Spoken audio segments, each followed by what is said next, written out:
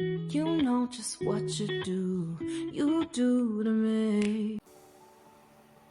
Ecos en la educación. Martes a las 6, con repetición a las 9. Síguenos en nuestras redes sociales como Ecos en la educación.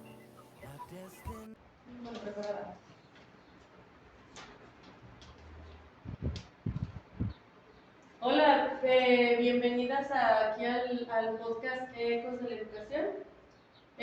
Me presento, soy Lorena Martín, estudiante de Pedagogía. Estoy aquí con mis compañeras Lisbeth y Briset, compañeras, y también somos coordinadoras de este podcast.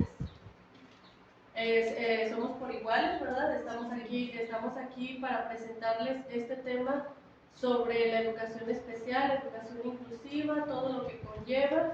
Esperemos que se queden aquí con nosotros un rato y podamos informarles por medio de este podcast y también poder a nosotros aprender un poco más de esta práctica de educación especial, ya que tampoco no somos, cabe aclarar que no somos especialistas en la materia, pero sí nos somos muy interesadas en cómo poder llevar una educación especial, una educación inclusiva a las áreas de educación desde preescolar hasta nivel secundario. Entonces, por eso nos interesamos de este tema, ¿verdad, muchachos? Sí. Pues coméntanos, Brice, qué es lo que vamos a empezar a aportar ya de una vez. Se ven que la educación especial se puede hacer, son aquellos que son por la razón congénita o adquirida. Cuando la adquieres es cuando te accidentas, de pasar, te quedan esas secuelas para poder seguir teniendo una educación normal como no en una escuela especial. Sí, cabe aclarar que educación normal no quiere decir que lo demás sea normal, sí, simplemente que, ¿verdad? Como que la discapacidad no nos hace ajá. normales, pero nos hace tener una deficiencia en la que tú decías en la que estamos expuestos, ¿verdad? Sí, porque tienen una educación diferente a los niños que van a escuelas así públicas, que no son escuelas especiales. También cabe mencionar que los objetivos de la educación especial es la inclusión y el poder tener una atención educativa y un aprendizaje y la participación de los niños. Sí, porque no todos los padres de familia o a veces hasta nosotros como adultos no queremos ser como rechazados, ¿verdad? Y queremos que nos incluyan en la sociedad y está bien, o sea, queremos ser incluidos y ser partícipes de todo, no queremos por ejemplo, si una persona tiene discapacidad física pero no intelectual, obvio que se va a querer estar en una escuela normal, porque su intelecto no le tiene que afectar en el área de aprendizaje. Ajá. Entonces ahí es también donde entra lo inclusivo, lo que tú nos mencionas, ¿verdad? Bueno, continuando con lo que dice mi compañera Brice, pues los procesos de la educación especial, pues hay 10 procesos. En sí, pues el primero que sería someter al niño a una evaluación para ver si necesita de la atención especial, sino para no someterlo a esa educación, ya que no sería adecuado para su aprendizaje. En sí, si es aprobado de que el niño necesita ser parte de la educación especial, cada cierto tiempo se le hace una evaluación para ver si la sigue necesitando o hasta ahí para su proceso de educación. Si no, pues va cada cierto tiempo, igual se le sigue haciendo una evaluación hasta que acabe su proceso de educación de acuerdo a su necesidad. Y cabe mencionar, ¿verdad, Lisette, que hay padres que no quieren hacer este tipo de pruebas, ¿verdad? No sé si te tocó a ti también. Sí, en sí, no, los padres no les gusta someter a sus hijos a este tipo de pruebas, a estas evaluaciones. Por miedo al rechazo. Sí, como es que también la misma familia pone los límites. Entonces, por eso estamos presentando este tema, para que desde la familia haya este apoyo y participación dentro de ese sistema. O sea, en la Educación Jalisco está presentando esto de que se puede hacer una prueba estandarizada en donde se le va a dar la capacitación para educación especial, pero si desde parte de la familia hay este rechazo de que se le haga a tu hijo, a tu paciente, a tu enfermo, como sea, no hay este acuerdo de que sí aceptan, Entonces, no, por eso la educación no está llegando y no quiere decir que no exista o que haya rechazo. Cuando desde el primer paso es ir a aceptar esa prueba, porque los padres de familia o los autorizados al cuidado de estas personas con discapacidad tienen que firmar ese acuerdo. Sí, cabe mencionar que el gobierno no va a llegar a tocar las puertas, ¿verdad? Exactamente. No, y pues sería ilógico, ¿verdad? O sea, Que el gobierno llegue que el gobierno llegue a brindarte esa atención. y lo más importante en esto, que mencionábamos lo de la educación inclusiva, es que los docentes nos eduquemos para dar esa educación inclusiva. Sí, para tener Porque la miren, capacidad para ajá, ellos. es que mira, estamos diciendo que sí, que los incluyan y todo, pero nosotras somos las docentes.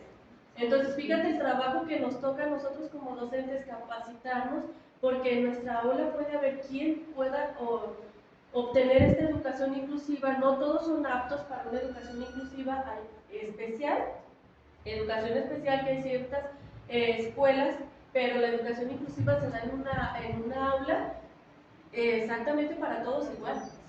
Y tener que tener la capacidad de poder pensar, la creatividad para poder desarrollar un tema, desarrollar una clase en la que todos sean partícipes, porque podemos tener una actividad en donde corren y, por ejemplo, en nuestra aula tenemos un alumno que no puede caminar. Entonces no lo podemos excluir de una actividad. Por eso es importante desde el principio del ciclo escolar saber qué tipo de alumnos vamos a tener para poder desarrollar nuestros programas y nuestro currículo. No todas las escuelas son inclusivas.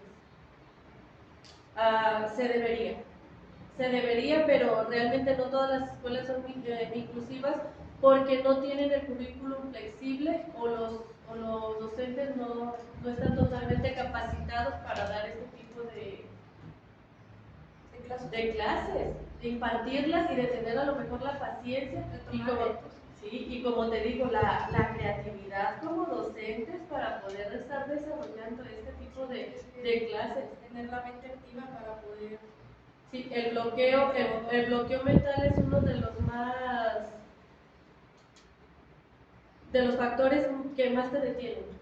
Sí. Es uno de los factores que más barreras te ponen. Si tú tienes un bloqueo mental, sientes como que ya se te acabó todo. Y realmente, como docentes, lo primero que tenemos que tener es todo ese tipo, tirar todo tipo de ataduras, todo tipo de bloqueos para estar. Vamos a estar hablando más sobre este tema, ¿verdad, compañero? Así es. En la siguiente edición, en la segunda etapa de este tema, vamos a estar desarrollando un poco más sobre este tema y pues les invitamos a que vean la segunda parte de este podcast, ¿verdad? Sí, vamos a hablar de todo lo que más nos hace falta, como qué materias, qué maestrías hay para estos niños especiales. Algunos tipos de preguntas. En qué parte, más bien aquí, qué se encuentra, qué escuelas en la Secretaría o qué tanto la Secretaría forma parte de la educación especial que se está brindando. Les pedimos que no se pierdan la segunda edición y pues aquí estaremos presentes con ustedes. Ecos en la educación. Martes a las 6 con repetición a las 9. Síguenos en nuestras redes sociales como Ecos en la educación. Hola, aquí estamos en la segunda edición de Ecos en la Educación. Seguimos con el mismo tema, educación especial e inclusiva. Recordamos en la edición pasada que hablábamos sobre cómo como docentes nos podíamos preparar para una educación inclusiva. Compañera, ¿qué nos puedes decir sobre eso? Pues sí, mira, existen demasiadas maestrías, pero hay 4 especiales que te pueden ayudar para que los niños puedan interactuar con sus compañeros del aula, que esta viene siendo la psicopedagogía, que viene siendo como psicología para niños. Existe también la educación inclusiva e intercultural, que les hablan todo sobre ellos. También existe la del aprendizaje cognitivo y desarrollo educativo. Esa es otra maestría para. Yo pienso que una de las principales es esa tercera que acabas de mencionar. Sí, así es. Las otras no se oyen muy interesantes, pero creo que para una educación inclusiva La tercera yo creo que es la que nos ayudaría, Sí, pero y la cuarta también puede servir mucho porque es orientación educativa familiar, la cual nos ayuda a los padres para que acepten cómo son sus niños, porque ya ves que muchos padres pues aceptan a sus niños que tienen esa discapacidad y ellos piensan que pueden tener la educación como en una escuela, que no es una escuela especial. Sí, que decíamos, ¿verdad, Liz? Que, los adultos somos los que empezamos a rechazar de que no, nuestros hijos no tienen eso. Sí, exactamente, era lo que decíamos, que en casa, desde casa tienen que aceptar que sus niños necesitan de una escuela especial para que puedan adquirir el conocimiento y un aprendizaje. Y este tipo de maestrías son tan importantes tomarlas, tengamos el interés o no. Así es. Porque ¿qué es lo que nos está demandando la sociedad como profesionales? Pues que estemos preparados. Entonces una maestría yo creo, una o dos o tres son las que se tengan que adquirir, pero entre más preparados estemos como docentes, entonces tendremos más herramientas, ¿verdad? Así un mejor aprendizaje para los niños, para impartirles un conocimiento muy bien. Sí, recordemos que la calidad de lo que impartimos, ¿verdad? Y eso habla de nosotros también como docentes y no querer estar como que, no, eso a mí no me interesa, yo no me interesa ese tipo de maestrías. Hay muchas maestrías, pero es una de las más importantes, yo creo que sí sería una especializada en esto. ¿Está grabando? Ay, no. Vuélvelo a... ¿Está grabando tuyo? Sí. Yo creo La batería. Ah, sí. Pero, bueno, de igual manera se puede contar.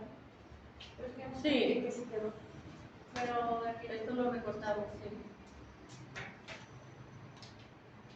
¿Desde qué hora se hizo cuenta que no estaba grabando? les iba a decir, pero no les decía porque dije, Gloria está grabando. Ah, no, no. Entonces la maestría, es más, aquí enfoquémonos. A mí me interesó la tercera, que era El aprendizaje cognitivo y desarrollo educativo. aprendizaje cognitivo y desarrollo educativo. O sea, porque no nada más nos estamos hablando de que lo vas a aprender en el aula. La educación habla de todo, ¿verdad? No sé, ¿a ustedes cuál les pareció? A mí me A mí pareció la esa familiar. y la familiar, para tener el conocimiento de los demás niños. Y sería interesante saber qué es lo que piensan los papás, ¿verdad? Los cuidadores de estos niños, ¿verdad? Yo digo que también tienen que tener la preparación los padres para aceptar el rechazo de mucha gente que rechaza a los niños así, con sus especialidades, porque ya ves que muchos maestros dicen, ay no, es un niño así, yo no lo quiero, porque no está capacitada con esas maestrías. Sí. Por eso la importancia de seguirnos Seguir capacitando. capacitándonos, exactamente. ¿Qué nos comentas? Pues en sí sería lo de la educación especial en la SEP, que tanto la Secretaría de Educación Pública nos está brindando pues el apoyo a los padres de familia. Pues en sí como conocemos el CAM, que pues es un centro público pues de educación donde pueden asistir niños y adolescentes, porque en sí en esta parte nada más era lo que entraba, pues en esta parte de la educación y que le brinden las necesidades de aprendizaje, nada más entran los niños y adolescentes, no es de adultos, no, ahí no, solo para ellos se brinda esta educación especial y pues el nacer es aquí donde se encuentra aquí en Tepatitlán. Sí, desde la vez pasada, en el podcast pasado, mencionábamos que lo de la educación especial y la educación inclusiva solamente era para desde preescolar a nivel secundaria, o sea, nada más son 12 años de estudio escolar. Ya de ahí en adelante a lo mejor desconozco qué es el proceso que llevaría, pero esto es para los niños, para los menores, ¿verdad? Sí, exactamente, pues en sí es igual, ahí también se sigue el proceso se evalúa cada cierto tiempo, pero igual los niños que se necesitan se quedan, los que no, nada más haz de cuenta, siguen un proceso de cierto tiempo y se retira pues el niño de este centro de educación. Educación, especialistas en evaluar ese tipo de casos, ¿verdad? Hay unas preguntas que recolectamos de los padres. Tengo tres preguntas que me parecieron muy importantes, se las voy a señalar. Dice, ¿por qué mis hijos tienen dificultades en la escuela? A veces hay papás que sus hijos no tienen nada y dicen, es que está mal, algo tiene mi hijo y no aprende o no sé qué, y a esos a veces hasta les quieren buscar enfermedades o trastornos que ni siquiera tienen. La discapacidad afecta el rendimiento, pero también afecta el desarrollo. Cabe destacar esto. Si tu hijo o tu hija está rindiendo en el hogar, sabe hacer sus labores en casa, sabe jugar, sabe convivir, entonces tu hijo no tiene un trastorno en sí, simplemente le faltan a lo mejor técnicas o un tipo de motivación para que rinda en la escuela. Pero esto no quiere decir que tu hijo o hija tenga alguna discapacidad o algún trastorno o deba de existir a este tipo de pruebas para una educación especial. También como pedagogas, nosotros podemos saber un poco quién sí se puede derivar a este tipo de pruebas y quién no es necesario que se derive. A lo mejor le hace falta aprender por juegos o cosas, pero eso también conforme vamos conociendo nuestro grupo, lo vamos a identificar. Y los papás, hay algunos que dicen, pues es que mi hijo yo creo que tiene algo, pues a lo mejor no tiene nada, pero no es necesario, ¿verdad? Otra de las preguntas, bueno, no sé qué les parece a ustedes esta pregunta, a mí me pareció algo interesante. Sí, porque muchos padres, pues en sí, me ha tocado escuchar que a un niño por tener muchas energías lo quieren americar para que se quede quietecito en un lado, siendo que el niño necesita sacarlas jugando, haciendo cosas, y pues eso sí, bastante interesante. En sí suele pasar que en las escuelas quieran hasta los docentes medicar a los mismos alumnos por la parte de que no se están quietos, que todo el tiempo están paseándose por el salón. A mí me tocó estar en un grupo donde estaba un niño de este tipo, así, y entonces lo único que yo tenía que hacer era como decirle, contrólate, aquí quédate conmigo, todo ponerlo de ejemplo él era el centro de atención, que era lo que él quería, o sea, él quería ser el centro de atención, se le daba el centro de atención, pero no de una manera despectiva, sino de una manera participativa, cooperativa, junto con el docente. Entonces, hay muchas técnicas que se pueden Y realizar. nada que se sale del tema de... No, nada que tenga que salirse de fuera de la clase. O sea, si el niño quería estar parado, pues bórrale el pizarrón. Hay muchas técnicas. Tú quieres escribir, pues escribe para que tus compañeros te vean. Hay diferentes cosas que no es necesario. La segunda pregunta es, ¿quién es apto para educación especial? ¿Quién creen ustedes? Pues los que están preparados con una maestría especialmente para... Eso para impartirla. Sí, pero para ¿quién impartirla. es el diagnosticado para recibir una educación especial? Uno de tantos, ¿no? Más que nada lo que yo ya había comentado antes, los niños que tienen educación especial son los niños con autismo, con trastornos de déficit de atención y con hiperactividad. Sí, y también esta discapacidad específica de aprendizaje. Recordemos que a veces hay neuronas o sinapsis que no hace el cerebro que no permiten la capacidad de memorizar, de aprender de la misma manera. Entonces no es nada más, hay también impedimento auditivo, visual, sordera, ortopédico. Entonces todo este tipo de trastornos se pueden presentar como educación especial. Y algunos los van a querer meter como educación inclusiva, pero por ejemplo la sordera no se puede, no es que todos estemos preparados para hacer un diálogo a señas o cosas así, sería lo ideal como comentábamos, pero no. Entonces, en específico, educación especial es autismo, lo que nos mencionabas, discapacidad específica de aprendizaje, discapacidad múltiple, eso es que ya requiera mucho tratamiento o a lo mejor hasta terapia física, impedimento auditivo, visual o ortopédico, cualquiera de las tres, o inclusive las tres, lesión cerebral, que decíamos que todos estábamos expuestos a lesiones cerebrales, ¿no? A cualquier tipo de neurológica, y trastornos emocionales, que era lo del déficit de atención, se menciona la hiperactividad, eso como un trastorno emocional.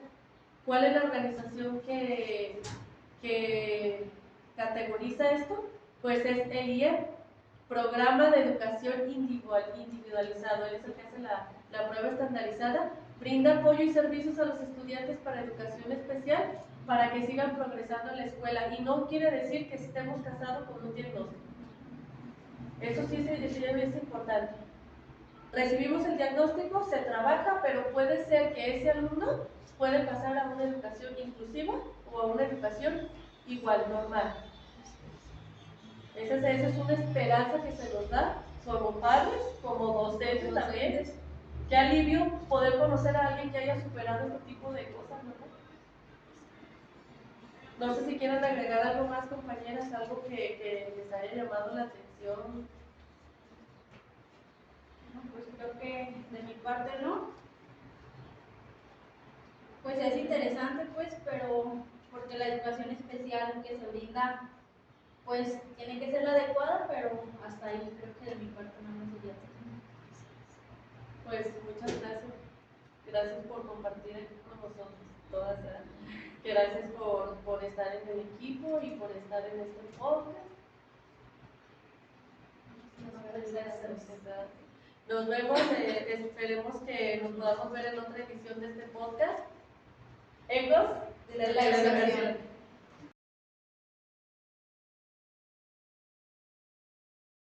Educación.